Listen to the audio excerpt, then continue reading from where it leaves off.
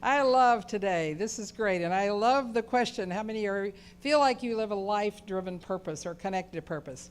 Now, I'd like to prove you're all wrong, if you don't mind.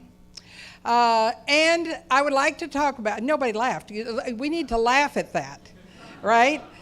Wouldn't you be curious to find out what I mean by you may not be living a life-driven purpose, even though you think you are. And you may not know exactly how to help all of the people you need to help, and we need you all to be able to help all the people who want to live by purpose. But I thought we ought to start looking at that the idea of purpose is kind of philosophical. So I thought we ought to actually check in with one of the greatest philosophers of all time, Charlie Brown. Yay! Charlie Brown, in one of the long ago cartoon strips, said, "I have no purpose. I have no aim.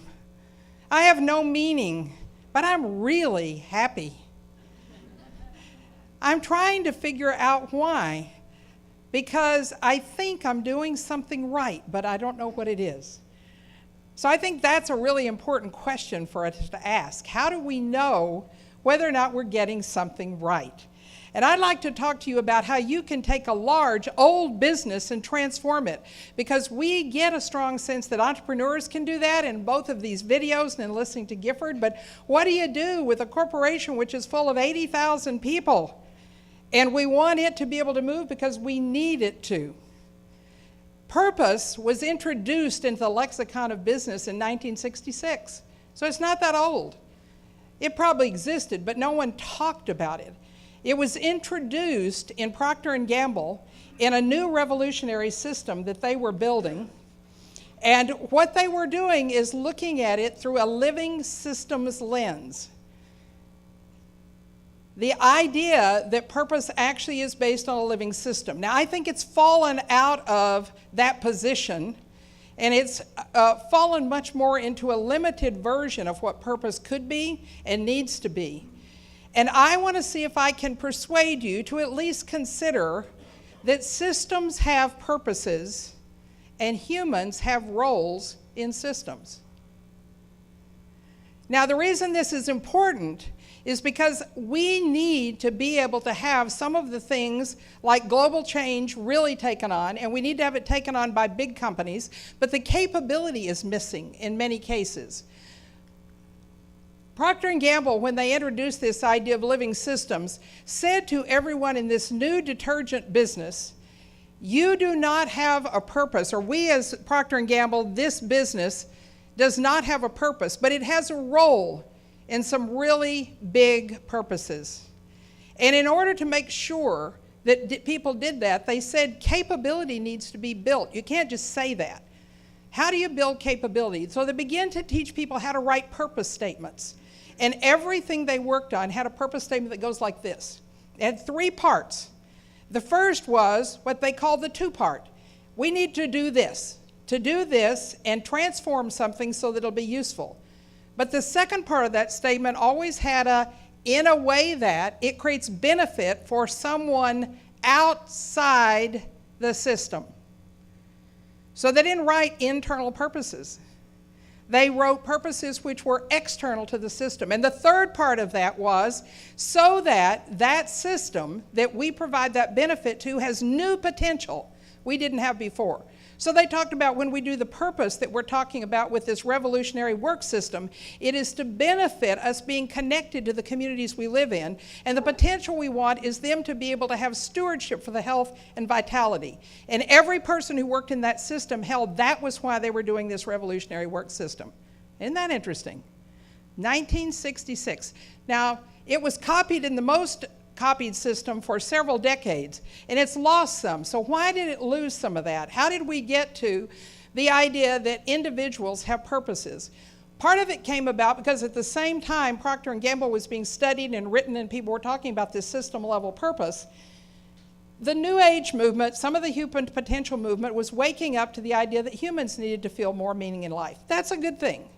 However, what happened is it began to fragment and splinter. And so when I arrived at 7th generation a few years ago, decade ago, what I found was in order to promote people having purpose, everyone in the organization had one, and they could form a committee around it, and they could invite people, and they could spend resources on it. And it was very difficult to get one of the most purposeful organizations in the world to accomplish anything. So purpose being splintered is a problem, and the other problem is we begin to be the center of the universe, the sharpest tack there. There's a solipsism sets in. You know that? I'm the sun, and everything revolves around me. And even good people who had important things they were working on were still working as though it was all about me. And it began to promote the question, even quietly, when something was going to happen, people would say, what's that going to do with my project I care about?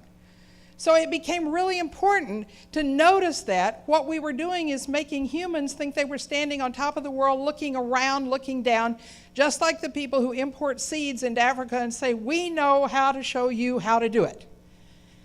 So maybe, and of course, it's very exciting to ignite something. I have to confess something here. When I go to my Twitter account, the first place I look is connections, because I want to see what people said about me.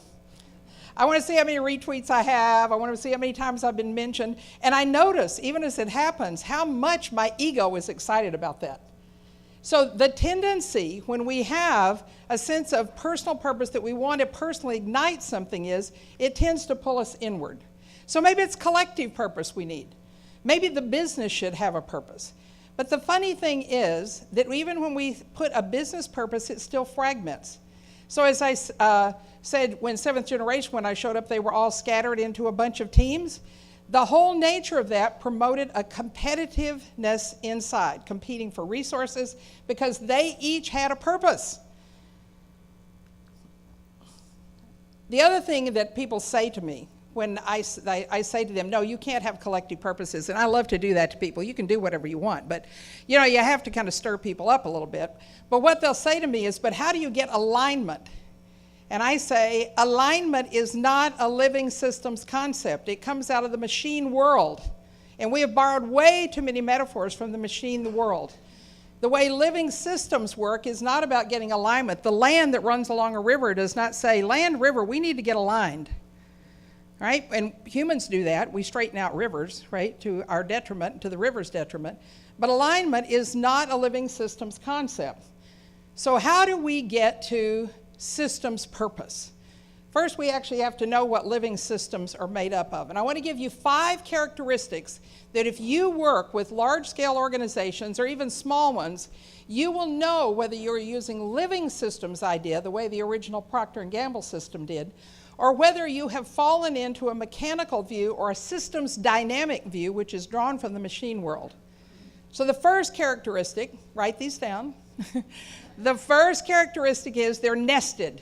They're always nested. So a child is nested in a family, is always nested in a community, is nested in a region, is nested on a planet. And unless you can see the nest that exists in it, it's not a living system. The second is that it's always nodal in how it operates. So when we pulled the wolves out of Yellowstone and the elk no longer had a predator, and the elk began to trample the grasses along the edge of the river, we pretty soon had an unhealthy river and fish which were dying and had no habitat in the stream drying up. The node was the wolf. We don't understand that things work acupuncturally in the living world, where you touch one thing and it moves a lot of things, and you have to learn to see that. The third characteristic a living system has is it has uniqueness and distinctive. They are never alike. You can't say how do plants clean because they clean differently.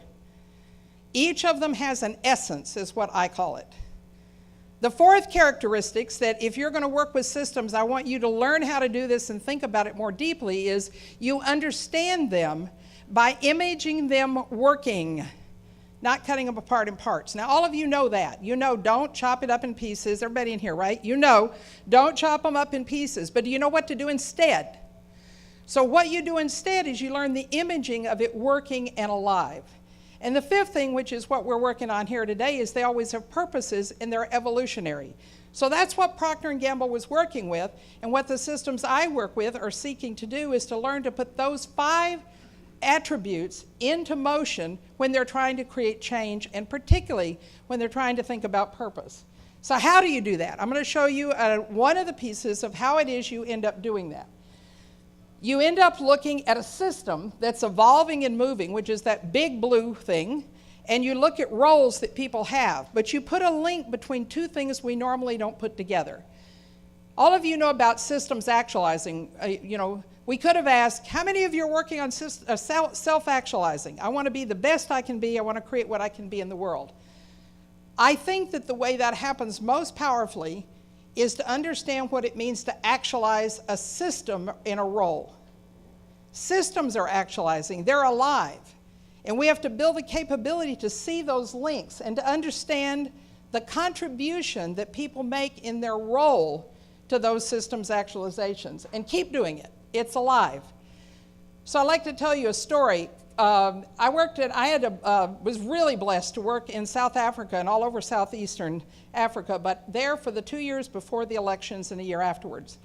And one of the things that we did was build a strong sense of people really being connected to building a great country while they built a great company. Colgate-Palmolive committed to that, and actually that was the idea of Stelio Sesos, the general manager. And he chartered everyone with being able to have their own personal agency put to work toward the global imperative of creating a great country. As a result, there were major changes, and people were driven to make huge changes very rapidly at an individual level. So I want to give you one example of one person who was really looking at how did he fit within the we, and fit within the whole of something called South Africa and the new governing system which was coming into place. Isaac Michiel was a detergent tower operator. He all his life had lived in Alexandria. He had slept on the floor. He had a tin roof, and he had never traveled on an airplane until we took him to Zimbabwe for a meeting, and he had still slept on the floor because he didn't have a feeling about what it would mean to be otherwise. But what he did is he said, what is the system needs that I can play a role in? And the role he decided to play was to rebuild the health, particularly the oral health, because that fit with his business, of all the children in Alexandria where he lived.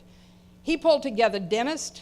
He developed economic plans to give women the capacity to sell the oral health products, and he educated them so that they could create small businesses and they could transfer knowledge of oral health to every parent in the community. Then he followed up with measures to see how healthy they were getting. So he wouldn't have said, I have a purpose. He said, I have a role in a very big purpose, and it is so meaningful. The same thing can happen when you take an organization and put it inside of the same nested living system. So Jeffrey Hollander, who I had the pleasure to work with for several years out of seventh generation, when he was asked by Lee Scott, Walmart's CEO, come talk to us. We've decided to become sustainable. We'd like for you to give us your best advice. So there were all sorts of things that Jeffrey could have said. But what he was hanging on to was something we call global imperatives. The idea that systems have purposes, and if we can engage with them in a way to understand what it is, we can support them. So what he said to Lee Cox was, and his intention was to change industry, be transparent about everything. We on our boxes put all the ingredients, and then we on our website tell you what they will do and how bad they are if they're, if in other products. In all of our reports, we tell you how far away we are. We tell you how much packaging we're using and what problems we have not solved yet. Because for Jeffrey, the system to be healthy and its purpose was to be able to have dialogue openly from full understanding that came from transparency. So what is it that we really need to do with other systems? So one of the systems that's really important as a living system are democracies. Think about what is the evolutionary purpose of democracy as a governing system. We know right now it's struggling. Some would even say, including maybe me, it may be in trouble. We've got people trying to manipulate the system rather than ask what the evolutionary purpose is of democracy. What if democracy was to create a kind of order out of which development could happen? out of which potential could be realized. And you can see how in many democracies which are really struggling right now, that could be squashed when you don't have a working democracy. Part of what we also did in South Africa, which was so exciting, was these same guys, and mostly they were guys, there were very few women who got on those dangerous shuttles and came into work systems. They became leaders in Mandela's councils, which were set up in each township to help bring a powerful kind of governance. And they gained that capacity while we were building a great business, which was teaching them the critical thinking skills they needed to understand how systems worked. And to put those to work in governance, as well as to put them to work in creating great products that could be sold by regular channels and by the small economic development channels. So my premise I'm working with here is systems have purposes and humans have roles. That does not make the role insignificant. In fact, it makes it very exciting because we can exercise our personal agency in a collective, collaborative, really moving systems that are alive and changing. And part of what I would like you to challenge you to do is to start to play with the idea, who is your client? If you're an educator, are you educating the student? Are you educating society? Are you educating business? If you're a consultant or a coach, it's not the person in front of you, it's what they affect. So how is it that we begin to really see the systems that we are really engaging with? And also, how do we find the toxic practices that we've introduced from our own arrogance and our own personal purpose, like, and we can talk about this later, incentives, 360-degree feedback, performance appraisals? All of those are toxic human ego created out of personal purpose, which are undermining personal purpose or purposefulness in the way that we need it to heal the planet.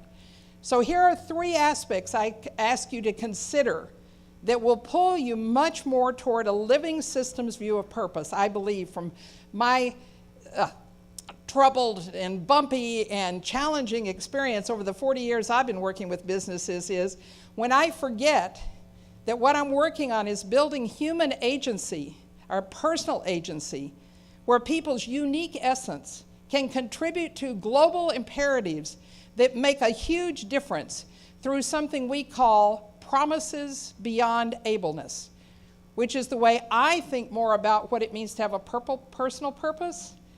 I commit to do something that I don't know how to do. And I'm willing to grow to do it. And if I don't do it, it won't get done. So I think when we put those 3 together, we get purposeful behavior working with systems that have purposes, and humans have a powerful role in them. Thank you.